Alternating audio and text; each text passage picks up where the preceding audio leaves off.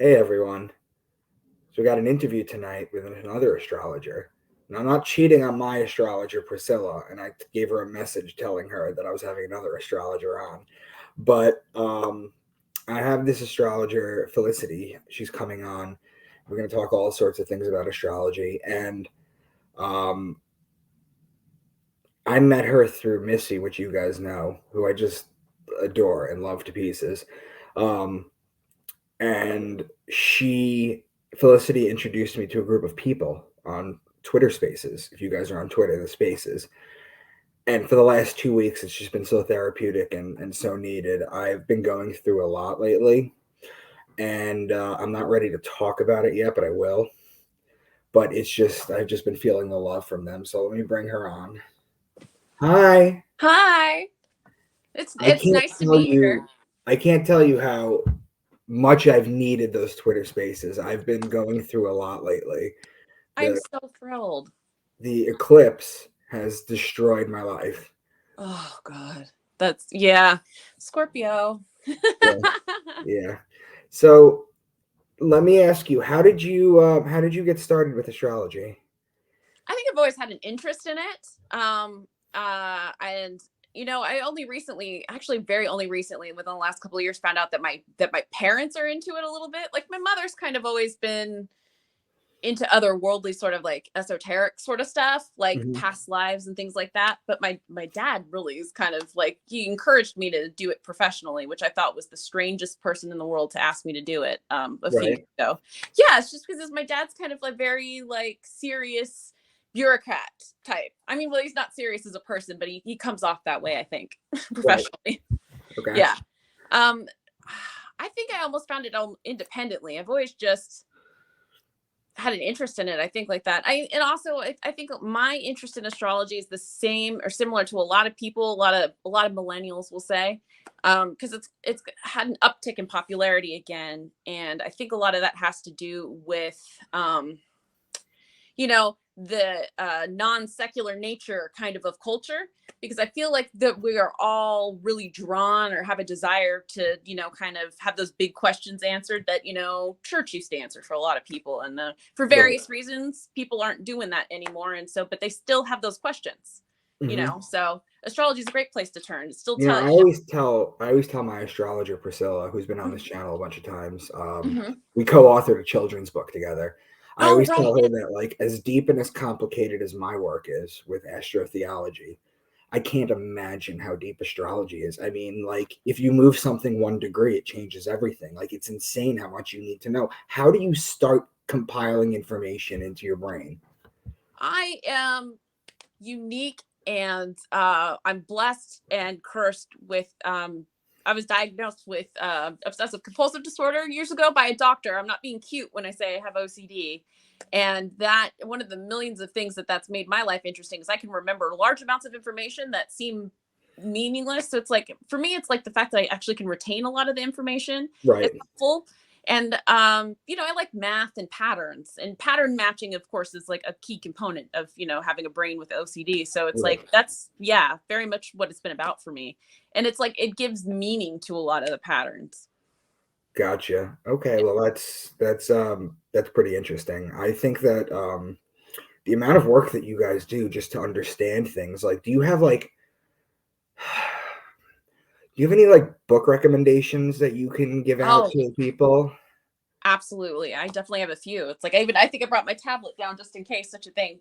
My favorite one that I've been recommending mostly to people is called Gods of Change, and it's primarily about Saturn, Uranus, and Pluto, the transits, and also the mythology of the Roman gods. And it's so interesting, because I mean I don't think a lot of people maybe remember the mythology, and it goes into great, there's huge chapters, beautiful explanations of things. I love it. I got a lot of friends going through some Pluto transits right now, and of course Mhm. Pluto has been on everyone's mind as it changed signs. It's Howard, oh gosh, something Greek is his last name. It's like, oh, I can't remember. He's written a lot of astrology books, so actually I just picked up another one of his last night about the houses. Uh-huh. But yes, the Gods of Change is the main one that I've been recommending a lot to people. I think it's a Very interesting read for sure. Even if you're not maybe into astrology, maybe you just like mythology. Right. But I like that one. So let me ask you a question. I was under the impression, and again, just because I'm an astrotheologist and I'm very good at what I do, doesn't mean I have any skills in astrology. And that goes for you and my work too. We're cousins. Of course. We're cousins. Our work are cousins. Totally. I thought that the first house was Aries because that's the beginning of the year, but apparently that's not it. How does that work exactly? Those all the different house systems that exist. So it just depends on what type of which house system or basically version of an astrology that you want. Because if you use a whole sign house system, like I do, you're first talking house about tropical. Yeah, tropical. Yes, of course. And there's tropical and sidereal, which I was just talking about in a Twitter space earlier today. And, there's all these different, ways to divide up the houses and things like that. I chose to use whole tropical and whole sign because I have mentors that use that. So, it kind of starts just with that. But also my thinking behind it is this. It's the oldest house system, the whole sign system. Right. And I appreciate the thought behind sidereal astrology, which essentially is to make everything more accurate because it's laying about horizons and things like that. But I feel like if you're working with something that's predominantly like ancient knowledge, I don't necessarily see the point in updating it when you'd be working with kind of ideas and things like that where they didn't have access to the same kind of information. I don't know. It's like I could see there's value in every house system. Don't get me wrong. Placidus and I'm in a group that meets once a month. They like to use the Koch system. Of course, Vedic astrology. There's value in everything. I try to look across cut everything, but primarily a whole sign tropical for me. It's basically like using different streets to get to the same location. Absolutely. And I was talking about this with one of the women, MV that was in a lot of those spaces with you, who's utterly charmed by you, of course, because she loves all the same things you do. And I just met her myself through a friend of mine, Rachel, who's just like the very, I don't know, she's very into spiritual stuff and she's always consulted me with stuff and she likes to do tarot and stuff like that. And she's just sweet. She loves to connect people like I do. But anyway, shoot, I just lost my train of thought. We're talking about how house like system. the same streets, like different. Yes. Oh, she prefers the Placidus system, which is kind of the default setting you find if you like go online and have your chart done a lot of the time. I don't exactly recall how it necessarily became the default kind of standard. I can tell you that a couple months ago on Astrology Twitter, there was a big, gigantic hullabaloo. I don't really get involved in a lot of astrology Twitter other than to try and learn from other people because I feel like we've got a lot to share. It can get quite competitive and ugly. But anyway, there's astrology drama. You know what the drama is? It's over house systems and things like that. Which one's more accurate? Who's better? And then they don't want to share information. It's a lot of, I hate to say it's a lot of the younger women I find that just they don't see the value in sharing information, which is like the entire reason I'm on there. There's a woman on there that works a lot with Uranus, always has something interesting to say about like handwriting or like these little kind of obscure ththings, Right. So but there was a big battle as to like whole sign or it was I was reading articles about it. It was I completely missed it because I don't pay attention to that sort of stuff. Right. So it's interesting because in my work, the way that the Bible has been encoded and the way that my cipher is basically decoded. Now, I sent you one of my links, and did you watch the whole thing? I watched most of it. I was gonna say, like, once I got the general gist and I like started to digest a lot of it, I was like, I would be more interested in having a conversation with you. I was gonna say, like, because I don't know, it was very academic, which is good, and I usually holds my interest. And I was gonna say, like, but I was worried. I was worried that I would lose. Let's see what's gonna say. I wanted it still to be kind of fresh and like have a bite, and I like wanted to engage with you a little bit more rather than like I went to Catholic school growing up, and so I was kind of worried about it getting filed away in that part of my brain that starts to tune that kind of stuff out, and so I wanted to be able to engage with you, and so I was just like, all right, okay, I get that. I find it utterly fascinating. I would love to know. I mean, maybe your watchers have already know this. I'd love to know how you got into astrotheology. Where does one even study that? Things like that. Like I'd never ever heard of it before. Really? Really, seriously. Well, that's what my whole channel is about. I know that's what your whole channel's about. Yeah, but prior to my looking at your channel, I'd never I mean, Right. obviously it's a big field. I mean, I've searched it. I've looked at it for like the last Well, week to or be so. honest with you, the cipher that I came up to decode using astrological words is mine, and I've Oh, okay. applied it to. That's Um, that's interesting. That's hard work. And I got yeah, the book up finally. Howard, what was his name? Howard so gosh, I just had it. Come back. Gods of Change. Oh gosh. Howard Sasportas. It's Sasportas. Gods of Change. That's the book. Anyway, no, I mean I was really fascinated by it. I mean, I'm in a my partner's in academic type and from a family of academics, of course, and so it's like I'm very familiar with that kind of, I'd say, thinking and research and things like that. I adore research myself, but I mean, like, yeah, no, I mean, I was utterly fascinated by, yeah, just this like whole branch. And I mean, like, theology and just like, I've always felt there's a close relationship, between the two. I spend a lot of time telling people that they're able to have both, faith or a Christian faith or their Jewish faith. Sometimes in my case, and also like, look into astrology. It gets associated, with, devil worship and things like that, which I right. I wasn't mean, sure. that's one of your Catholic catechisms, 2116 is Right. against Yes. astrology. And that time in the Twitter space, I was like reading that was fascinating. I myself am not a confirmed Catholic. I just went to Catholic school. You know how it is. Yeah, of course. Yes. If anything, I'm much more, I'm Jewish adjacent, if I'm anything. Right. Also, lots of astrology talk in, Kabbalah and things like that as well. They Right. love astrology. Oh, yeah. Right. So it's interesting too, because there are some astrotheologists out there, Jordan Maxwell, who recently passed, who I was friendly with, Mm-hmm. Santos Bonacci, who I teach for now, Oh, uh, wow. Okay. and MV completely loves him, and she always asks me about him. Honestly, that Twitter space has been like my crutch for the last 2 weeks. I am so thrilled. It's like this is one of the things I love about social media is this, for all its evils, it does have stuff like this, and especially the intimacy of voice, Yeah. chat and stuff like that. It's great. I'm so happy. I love connecting people and stuff like that. And I just felt like you had a lot, especially so going back to your material. I also felt like you were somebody that like you needed people to teach. Well, I mean, you teach a class, so you don't maybe need people to teach, but I mean, like, Twitter Spaces in general is something that I've been trying to be supportive of, having more serious type things Yeah. going on in them.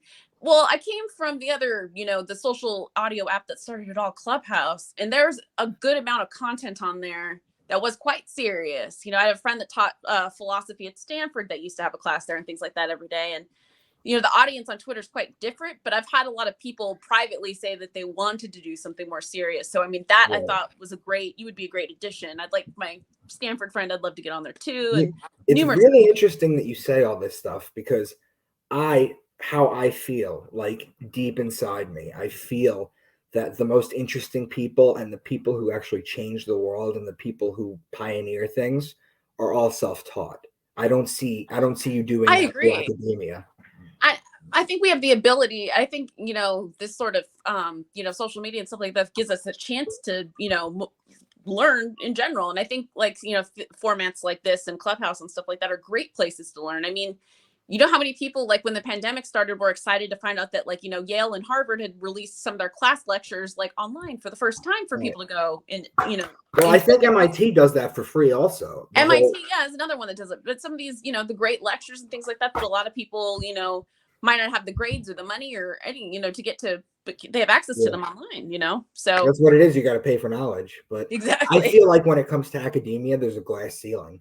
And Oh, I feel like absolutely, I had 100%. somebody leave a comment on my channel the other day when I made a claim, and they said, "Please provide peer review sources." And then I went into a video about all the problems with peer review. Yeah. Is there problems with peer review in your industry as well? Um, Or just so speaking it's to the interesting general? because my industry is the kind of industry that nobody really gives a shit about. It's kind of like underground. Yeah, I've I call noticed. myself a master of something that no one gives a shit about.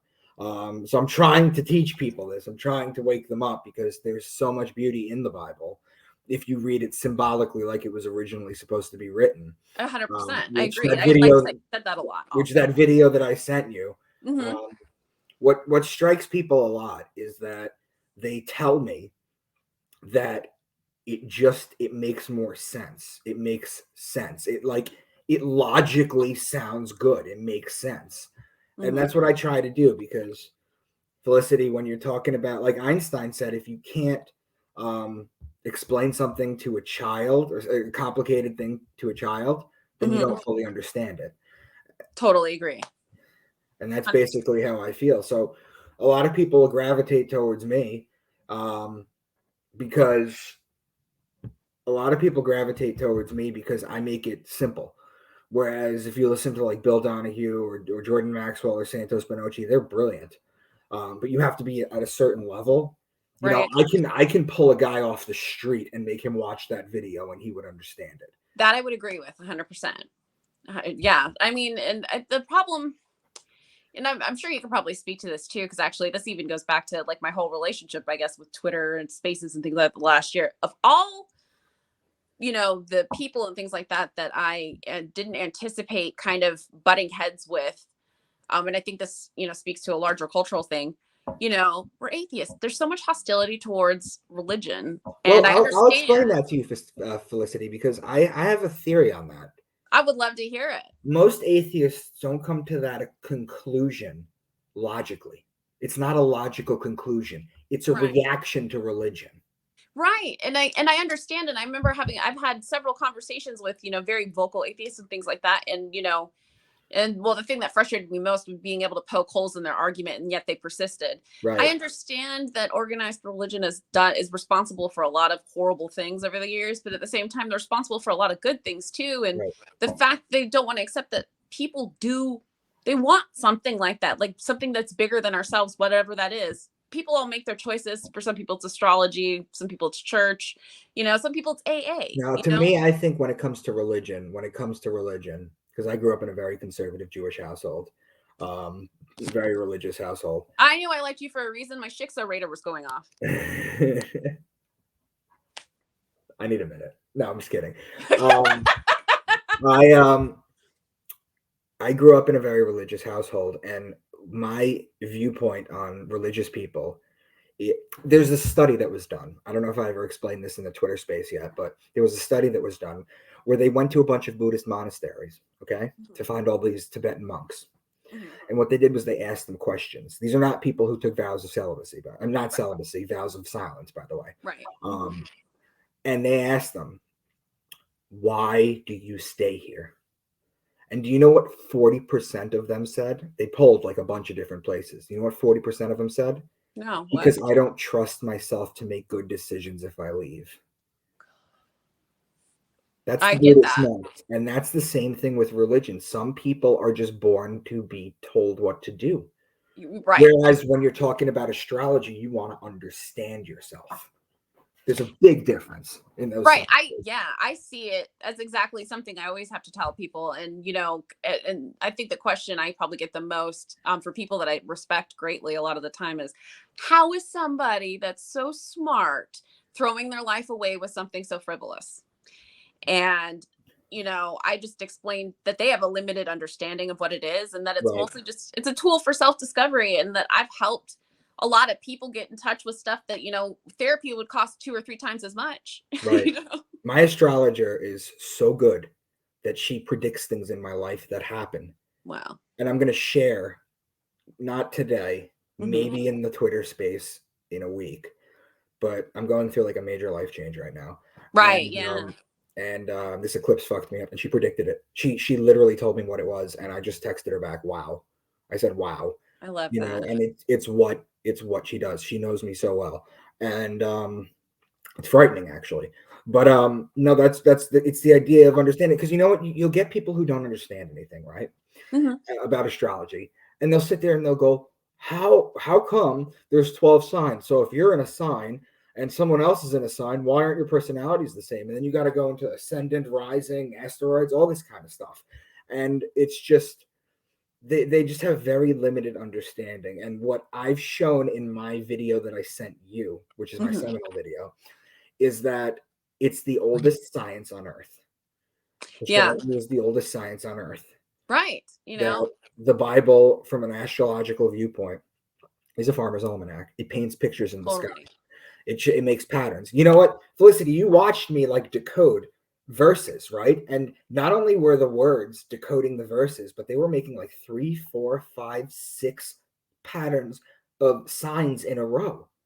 You Yeah, know, utterly fascinating. I mean, yes, it was. I found it very enthralling. That's for sure. And like just all the really familiar symbols that you don't even really have to, even non-religious folks that haven't read the Bible but are familiar with the stories and things like that, like the Pisces symbolism and things like. I was incredible. I was like, oh, you know what? It feels so obvious now. it does. And that's what a lot of people say. It changes your life. It changed my life. I Yeah. told the story in the Twitter space because you haven't been in it in the last 2 weeks. I come in and out because I get a private appointments and things like that, and I'm juggling a lot right now. But I mean, I Okay. spent a long time in there today. But I do love to go in there. Yeah. I tell the story that when I discovered astrotheology, I went to a hospital for 3 weeks. Wow. I went to because it destroys you. It completely breaks it down. And Missy had this amazing point where she said the difference between wisdom and knowledge. And she said knowledge is just something that you can attain and you can hand it over to someone. Wisdom is born through pain and suffering. And that's something that you can't just transfer over to someone else. And I was like, wow, I love you. Isn't it just like a preacher's daughter to always have these little like things, Yeah. No one in my life have I ever met that is more supportive and more of a cheerleader for me than this woman. Like, Yeah. just since the moment we met, I don't know what it was. It was something about me. She's just like, I think you're great. I want to support everything you do. Like let's talk. And I was okay. We have a lot in common, a lot of sad stuff, but a lot of good stuff too. Yeah. We'd just be blonde and lovely. Yeah. Fair enough. Fair enough. Yeah, but Missy's fantastic. I love her a lot. And she always says very wise things like that. For sure. So what was I gonna say? So how if somebody was trying to get into astrology, right? Just think of like a new baby with a blank slate, right? What would you, with your experience, right? With your experience, your hardships, your falls, your comebacks, and all that stuff, what kind of advice would you give them? Well, And you're welcome for the softball question, by the way.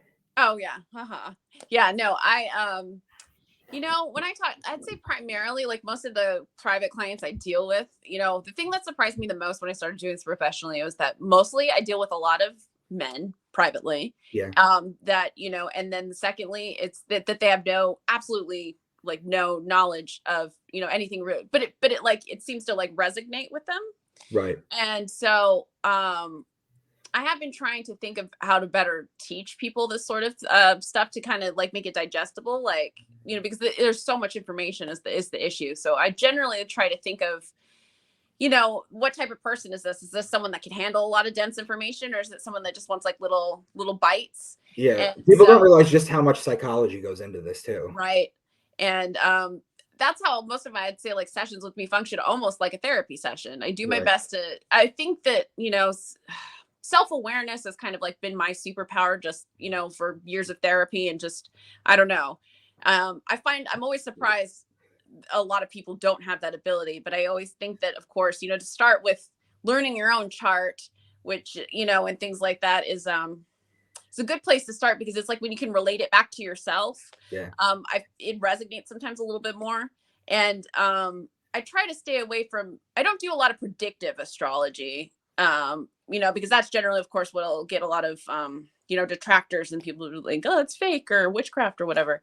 But I often will find, what actually, to be honest, what resonates with most people is synastry or relationship astrology, which is something I find probably way more interesting than I ever thought I would. Right. And when I say relationships, I mean all relationships. I mean teachers, mentors, lovers, friends, siblings.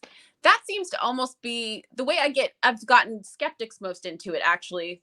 Strangely, it seems, is I look at my relationship astrology with them, and then I'll talk about it with them, and I'll be like, oh, how interesting. It says, here we are, we're supposed to meet each other for whatever reason. And I know a lot of people love to hear that, of course, that we were destined to meet. What the interesting thing too is that, especially like for me, for example, like there's not a lot of astrotheologists. It's not a burgeoning field. You've never even heard of it until I sent it to you.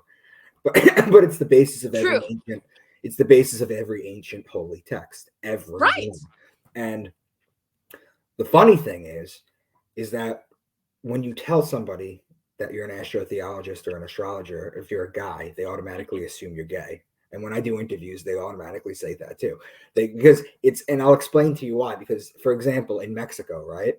I tell the story a lot. There was, they had Yeah. they had Telemundo, right? Right. And then at the Yeah. end of the night, they had Walter Mercado come on Yes. and Walter Mercado. Yes. Mucho, mucho amor. Yeah. Mm-hmm. yeah, who was a flaming gay man. It had a And great documentary on Netflix, I felt. did you? No, he did. No, he Walter has one. Mercado has a documentary on Netflix. Does I he mean, about really? him, rather. Oh, yeah, it's great. Loved it. That and the Miss Cleo one I've enjoyed. That was on HBO. But yeah, lots more. Yeah. I'm gonna have to check that out. I'm gonna have Very to check it. enjoyable. Is it But really? anyways, let's Okay. continue. So Yeah. yes, you're held up to that standard. So it's basically it people consider it a feminine thing. It's I have so many thoughts about that and stuff like that too. And of course, oh goodness.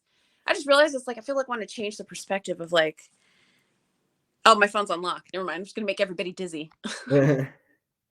Oh goodness. Oh god. Screw it. It's fine. I'll be tall and skinny. Who doesn't want that? But anyway, back to what we were saying. I understand that it's thought of as mostly a feminine thing, but strangely, it's like my favorite mentor type is a man, a straight man himself, and he's so funny, and he references a lot of Star Trek a lot. That's his metaphors he always goes back to. It's always Star Trek metaphors, which I find very funny. Do you have an astrology mentor? I have a couple. I mean, my Matthew Curry's who I'm thinking of right now, and he's got like, oh, my stars was black. He hasn't been writing much the last couple of years. He's got Sagittarian brain the last couple of years and just has not been keeping up. But always he and I were trying to start like a podcast for a little while, and I think it's still in the works, but it's like he can be a little flighty. God love him, but he's very funny and he always answers all my questions and he's great. Highly recommend. Matthew Curry's IE, not a Y at the end. Very funny. He's got a background in psychology himself. And if you read he's got everything that he's written for his Oh My Stars blog that he had for years.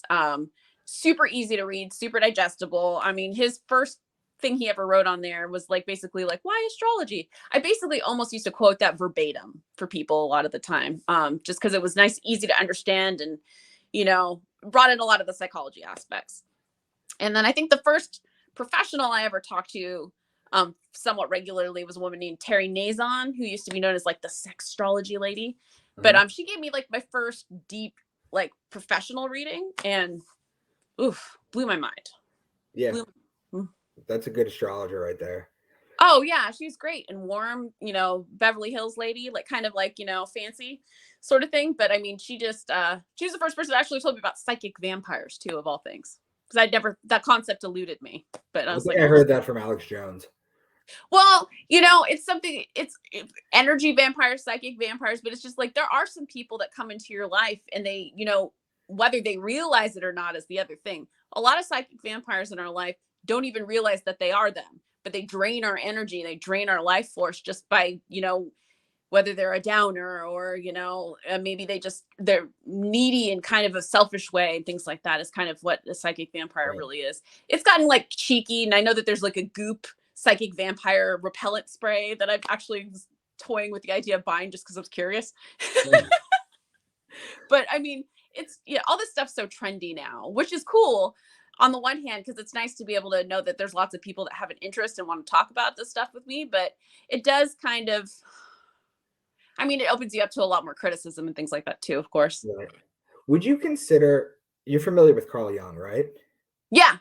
Yeah. Carl Jung. I reference him quite a bit actually when talking about tarot and things like that. But yeah. I wanted to ask you a question about his theories on archetypes. And do you think the zodiac signs represent them or can represent them in itself? I want to say, let's see. I do see a lot of similarities. Oh gosh, come on, phone. I do see a lot of similarities between the two. Yeah, I'm gonna have technical difficulties. It's just being a jerk. Yeah, I think about a lot of I like that he used to use tarot in astrology, and that's one of the arguments I always use for it not being devil worship, basically, but no, it's based on the Bible. You have the word tarot, Torah, the Torah. Right. Well, I mean, and the whole thing is just like so with so many else. It's it's symbols that are familiar to people across cultures, you know, the hero's journey. It's like we might not speak the same language. We didn't grow up with the same oral traditions. However, I do understand what a hero is. I do understand what a fool is, etc. You know? Right. Yeah. So, I mean, and yeah. also you have 5 books in the Torah and you have 5 cards when you drop them. So Ooh, crazy. Yeah, for a standard one. Oh, come on. Magnets on my phone. All right. So is this what you do? You give astrological readings? You know, that's a lot what I do. I've done marketing and stuff like that too. It's like it's my business as far as astrology goes is still kind of fledgling, you know, but I get and a lot of it is it took a long time for me to accept payment for something that I viewed as a natural gift. Well, there has to be a transaction. Right. It took me a long time to sort out the ethics of that because People don't realize that either you're going to give an energetically transaction, or you're going to give a psychically one, or you're going to give a financial one. There has to be an exchange of something when you give. I agree. It took me a long time to be okay with that though. And I mean, just because I felt that, you know, because there's so many, and I guess this applies more to like maybe psychic medium types and things like that, because it's like I'm always afraid if I used to be afraid if I asked for money I'd come off as like a charlatan or something like that, for starters. And then but you know, the more I was like, well, you know what, this is, you know, no matter how much money I can I'm probably not going to ask for as much as an insurance company or a therapist. Okay. Right. And, you know, a lot of the time I'm open to donation based. I'm just like, you know, donation based, whatever. And a lot of people are very generous and some less so, but I mean, people, it's also the thing is I've always wanted to help people that may not be able to always afford it, but at the same time, it's a big thing in the astrology community too, on Twitter and social media and stuff like that, is like, you know, how much information do you give away for free? Because you want people to learn and share information, but at the same time, you got to make a living. Well, you could also pay. I mean, they could also pay it other ways, pay it forward other ways, right? Oh yeah, no, I do lots of trades. That's a big thing right now in the community. That's an exchange, right? Yeah, well, people program like real simple chat bots and things like that, and then the chat bots hit you up in your DM. They're like, what I resent greatly about these chat bots is the language most of them use, which is to say like, I've channeled your ancestors and they say that I need to give you a reading, which I find completely disingenuous and awful. And I hate that. And so I always end up, I have this long diatribe. But that's not to say that there isn't ancestral readings that you can do. My mom. Oh, there's absolutely possible. But at the same time, I know that this is a chat bot and you did not talk to my ancestors, and then, you know, as I learned from another mentor of mine, not an astrologer, but a psychic type, you know, I don't trust people that don't ask for my consent before doing this sort of thing, you know, because it's very deeply personal stuff. Right. And, you know, also that means that they're not taking care of their energy and things like that, because you can let in bad stuff if you're not paying attention, you know, or protecting yourself. So I always say, like, I appreciate the offer. I find it disingenuous. However, if you want me to pay you for a reading, you're out of luck. I'm a professional astrologer myself. If you'd like to trade, you know, I'll do one for you, you do one for me. I would love to do that, because I love to, you know, talk shop and things like that with people, or, you know, something similar, then great. If not, then, you know, I respect your hustle, go for it, but you're not going to get any money from me. So let me ask you a difficult question. Mm-hmm. Assume that you have my birth time, my birth date, and city. Okay. You have that. You pull up my chart. You give me a reading. Now, how much of that, because we know that trauma is passed down through DNA.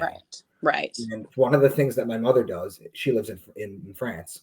One of the things that my mother does is she does an ancestral work so that she can heal the past trauma so it doesn't affect me. And she's been doing That's beautiful. that for years. She's very spiritual. She's very open. I'm an Aquarius rising. She's an Aquarius. That's why. So I love my Aquarians, you know? Yes. So, but my question is this, is that you can get a person's reading down to a T, but then how much of it is also trauma based that you might not be picking up on, or that you'll see something that you can't quite put into a box? That's why I find a good astrologer will ask a lot of questions. Like, there's a few things, I know there's lots of schools of thought on this, because there's a few things that are like full on like hallmarks for things like abuse, mental illness, but you know, the ethics of such things are tricky.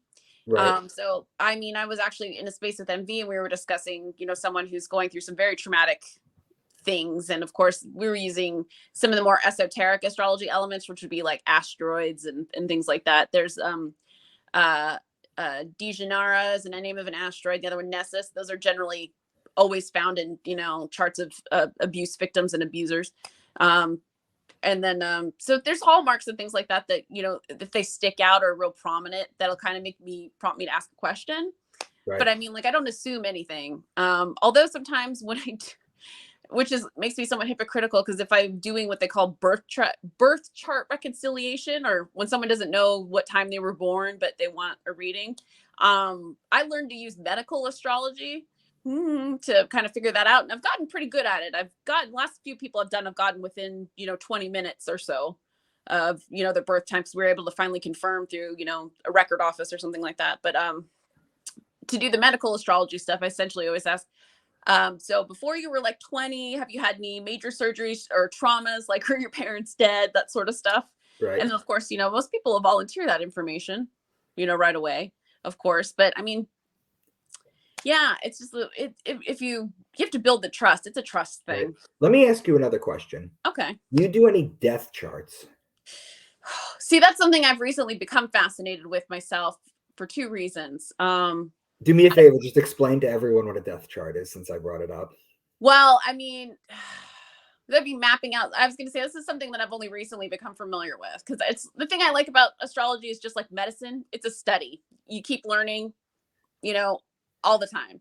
So I was going to say that is my understanding that a death chart would be, mapping out, the when, where's, and hows of someone dying, because in degree theory and things like that, there's all these hyper specific ways of, dying, and I've personally, I started looking into it because I had a family member right before COVID, pass away before his time, kind of early. And I always had his chart, and I was like, I wonder if you could see when he was going to die on his chart, and then, elderly family members and things like that are kind of on the edge. And I'm just like, it's so tricky, because it's like, I'm curious, but I'm scared, That's still the Catholic part of you. Is it the Catholic part of me, or is it the part of me that's like, there's the responsibility, I feel, of like mediumship and divination and things like that is a heavy burden. Yeah. I mean, how does one go through life if you know exactly what's going to happen and you can do nothing to stop it, essentially? I mean, like, well, that's the beauty of astrology, is it's the fork in the road with Robert Frost. It shows you both paths, and then you choose. True. As opposed to blindly following fate based on your chart. True. Yeah. Well, the thing I always tell people, it's become my belief over the years, at least, that the whole thing is like, I believe that it's a little both, as far as with regard to, fatalism and, free will. Like, no one can deny that free will is a thing. Okay. Yeah. We make choices every single day, but I've always believed that, for example, that it's like, we're all born and we've got like we're born at point A and we are destined to get to point B. How, when we get to point B is entirely up to us, but eventually we've got to get to point B, because it seems like, whether you want to think about, all parallel universes and things like that, there are some things I feel that are kind of set in stone, or at least that are our souls. I'm big on the past life thing. I was just going to ask you about past life.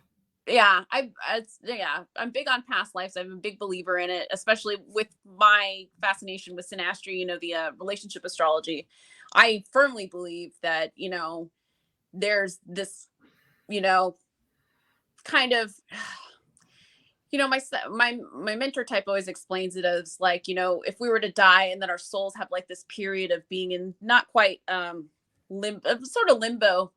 And, I think it's a healing process to process all the trauma from the earth lessons. Right. And then, and if you've learned all your lessons, of course, then, you get to enlightenment and you aren't reincarnated, and that sort of thing is always the vibe. And right. I feel like I borrow from Vedic astrology and things like that. I always tell people all the time on my channel, I say, if you take your own life, you're going to repeat it here, because you didn't learn your lesson. That's a given. You will repeat it here.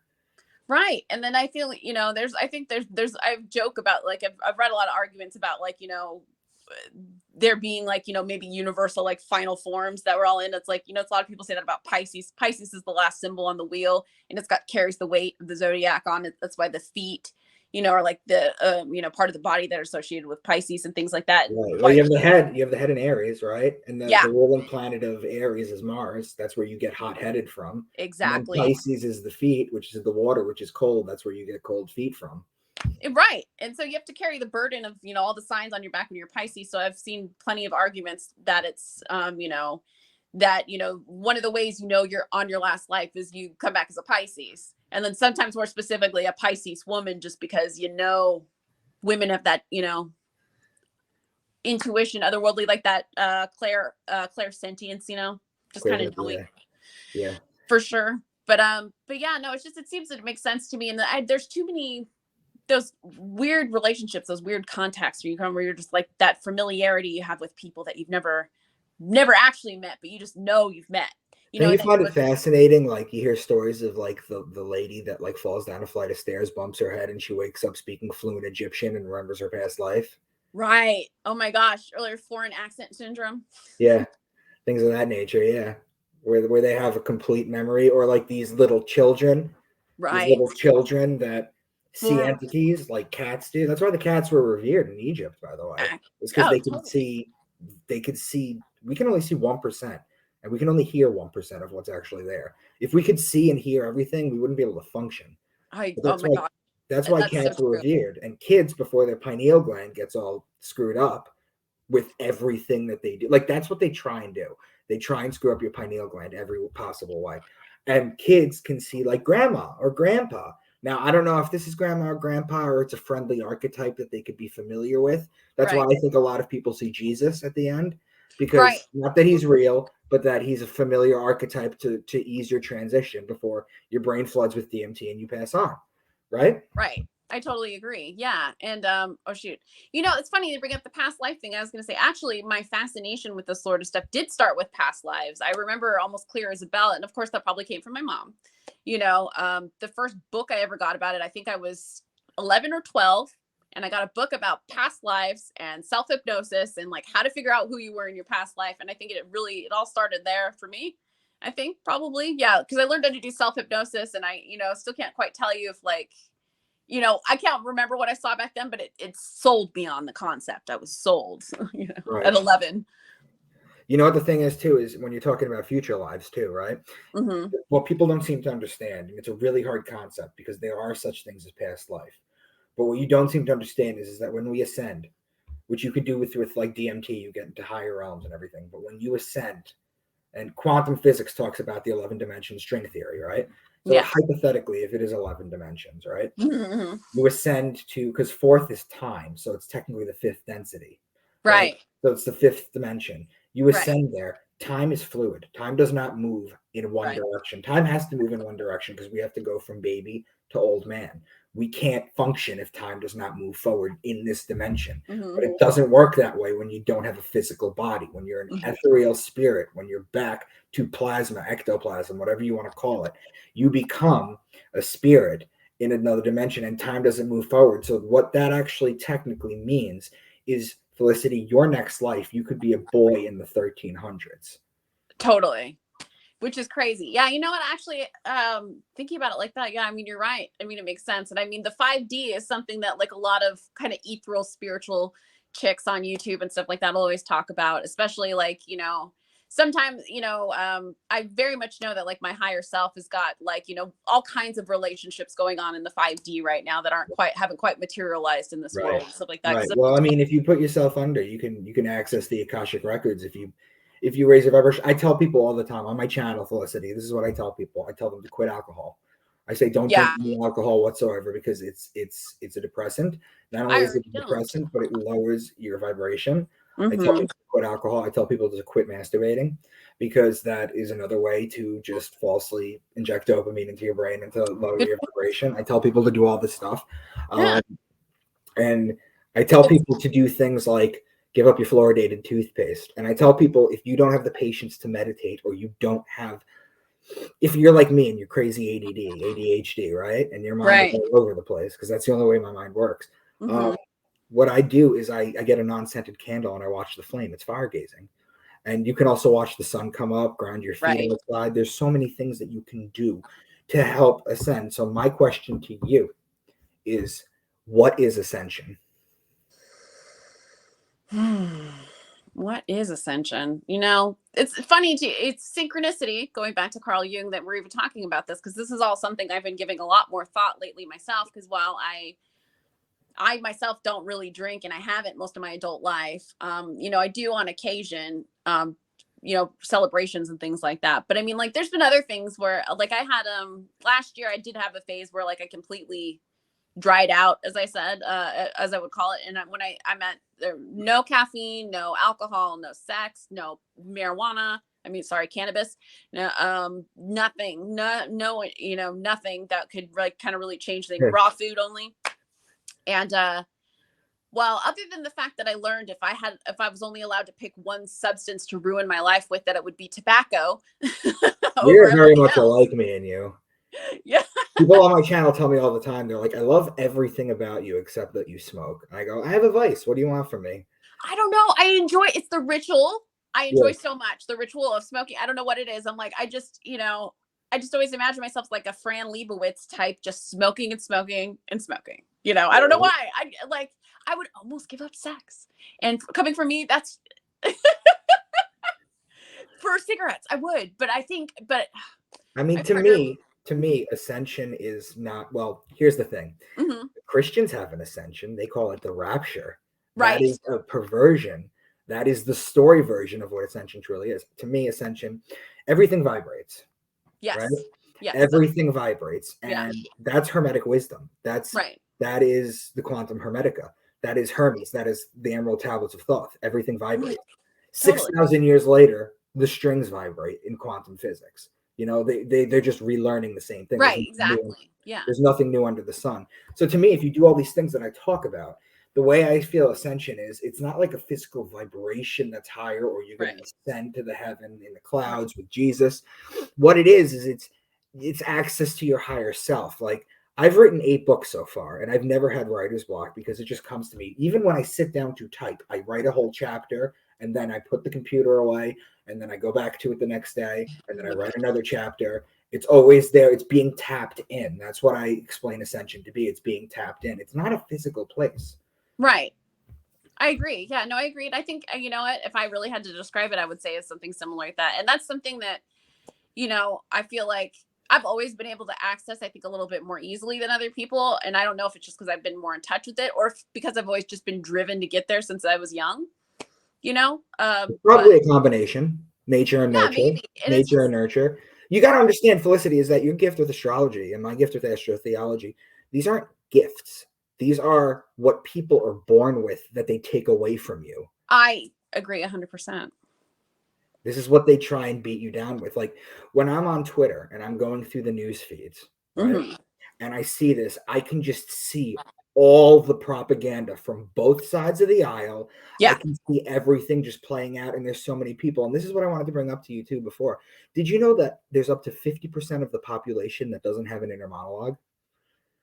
Oh my gosh, I loved that. I loved reading that. So that was so great. That was so funny to me. And that's one of my favorite things in recent years to talk about with people, is the people that think the concretely versus the people with the inner monologue. Right. Crazy. It's almost like everything is like new to them. Every minute, right? Like, right. where and am I the walking? And then you see something familiar. It's almost like having short-term memory loss. Right. And that it's incredibly difficult, if not impossible, for one person to think like the other, you know, like the concrete thinkers to have the inner monologue, and the inner monologue thinkers to think like that concretely. You know, I don't remember what they said that they were originally trying to study when they came across this. I don't know if this was like something about an autism, you know, thing or something like that. Possibly. But I mean, it's just, yeah, possibly. But yes, Possibly. no, that's one of the more fascinating things I think that's come out in the last couple of years for sure. But it's interesting because when you're talking about like the politics, you're talking about the left and the right dynamic and everything. You're talking about, again, these are people who like to be told what to think, who like to be told what to do. Yeah, you know, there's something to that for sure. I was gonna say, like, my partner, who's got it's got like a PhD in political economics. His his dissertation was about how in the future, and this was in 1997, by the way, when he wrote this, was that eventually politics was going to disintegrate to nothing but whose team are you on, and that's it. Wow. You know, no issue. Like, you know, what team are you? Red? Are you blue? It is. That's it. And look what happened. Everything is geoengineered that way, because you ever wonder why, like, I'm assuming you're roughly around my age. We're not gonna give ages out, but like I like to tell people on Twitter I'm 112. So. yes, your soul is. Oh yeah, absolutely. If not older. But anyway, please Your continue. soul is. So I like to. We're roughly about the same age, but it's an interesting phenomenon. Um, There was a quote from Pliny the Elder from 900 AD, and I'm going to butcher it, but it basically said, um, "Children these days care nothing about their parents. The men are rude, and the women are unladylike." And it's the same thing that just continues to happen. But the interesting thing too is that everything is geoengineered for us, so Yeah. that the younger generation is disconnected from us, where we Right. look at them and we think like everything that's going on. Like I don't care what you think about the gender politics, I don't, but it is a distraction. It's to keep you Oh, from it's yourself. absolutely, it's What totally it a distraction. It's a distraction so we can continue funding secret wars and all just kinds Yeah. of yes, but yeah. What it basically is it's telling you that a sexuality or what you do is a personality, and it's not. It not. And that is our divide from our generation to their generation. They're Yeah. going to have one with one that's younger that we're not even going to be able to comprehend, and they're going to be just as furious as we are. Right. I know. It's sad, but I was definitely among everybody that was like noticing the pattern. I don't know. It seems people are only talking about these patterns recently. Although, I was among the many that, discovered the fourth turning, and stuff like that, that book that, well, was written in the 90s, but everyone rediscovered recently. Right. What is your thought on the book The Secret? Because they're so polarizing. So, I used to joke a lot more about The Secret. So one of my longtime like best girlfriends was a secret person. She was. She's a manifesting person. Okay. And while I believe that there's definitely there's something to it, what the bleep do we know? Great little documentary about this very thing and stuff like I that. love that documentary. Right. So I mean, it's really about. But the thing is I think that The Secret. It's funny because I was just actually watching this about capitalism colliding with Buddhism. And I think it's a lot of the same thing. It's like when you start to commodify and commercialize, things like this, that's when it cheapens it, obviously. Yeah. And then, it's also just when it becomes dangerous. And I think that The Secret was just the cheapening of, something that a lot of people already knew to be true about Right. like manifesting It's and just things like watered that. down. One of my favorite TV shows, there's a character's like, oh, you have a boyfriend that read The Secret? Guess what? Don't is like if you wish for something, then you get it. Don't tell, secret. Right. That's aggravating. Yeah, it's It's just aggravating. What a horrible thing. and I mean, I really, and I have to say to my credit, my friend that I knew was really into The Secret. She's one of those people where she's very much a go-getter, and she does very much get pretty much everything she sets her mind to. Right. I think that sometimes she takes kind of a weird path to get there. But Right. she's the only person I've ever met that's like made money off pyramid schemes and things like that. Like and how much of And that how is much of it is manifesting and how and much how of it much is is it just grit? it's just this is who she is as a person. I think about that a lot too. You know, manifesting something I've talked about a lot recently with a couple of friends of mine. Uh, because I'll write about it on Twitter. I'll mention it and just be like, manifesting phases of the moon and things like that, which is just, and I'm looking at more like Neil Goddard and things like that, who's that big believer in how you have to like actually tell yourself you don't want something in order to get it and stuff like that. No, So, that's not how this works. well, I mean, it's because his thought behind it was that your brain, your subconscious at least, would like cancels out negative words or something like that. I can't quite remember what it is. No, Felicity. This is where you're wrong. That's wrong. This is why you never talk bad about yourself to yourself. Right. Even jokingly, you never joke about yourself because your body, your brain, and your body itself, how it reacts to everything.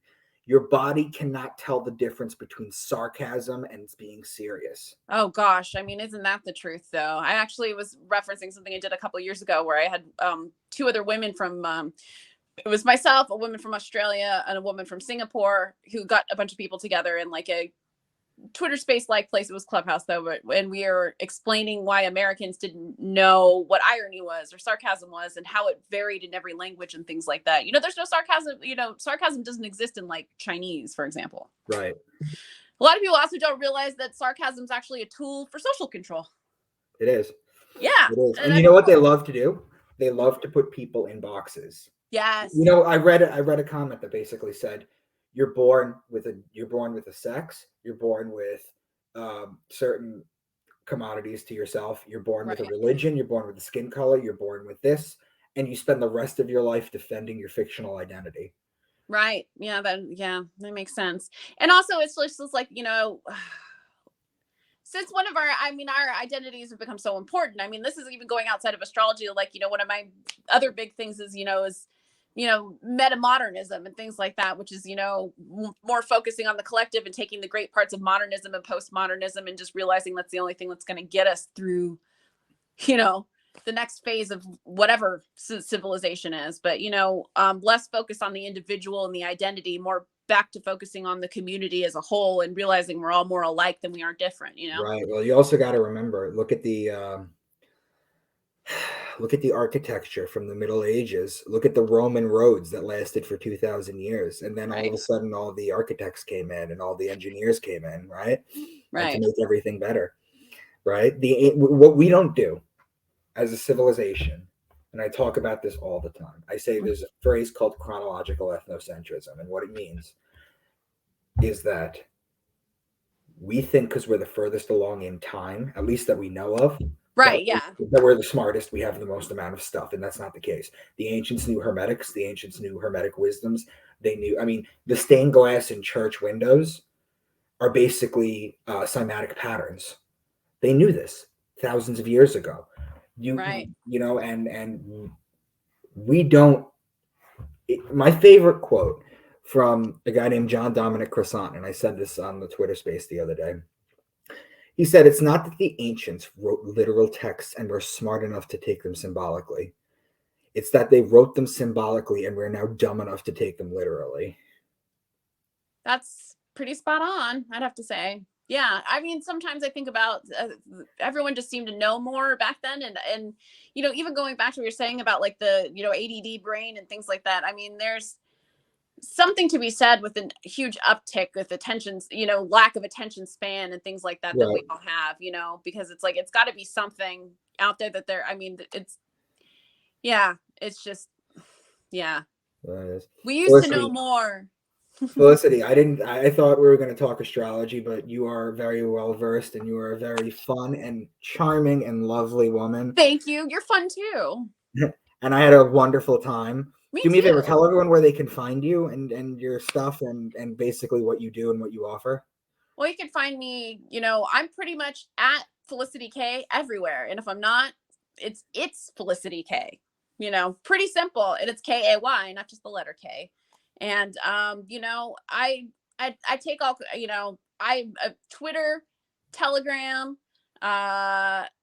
Instagram, I'm there. If it's a social media, I'm there. You can find me pretty easily. Let's Right. and I at least talk to everybody. I engage Yes. with everybody. So, And and guys, come on Twitter and join our space. And please. Felicity, I've had a really rough kind of I had a couple of great days. time. This is so fun. I had a really rough last couple of days, but today this conversation has just been so great.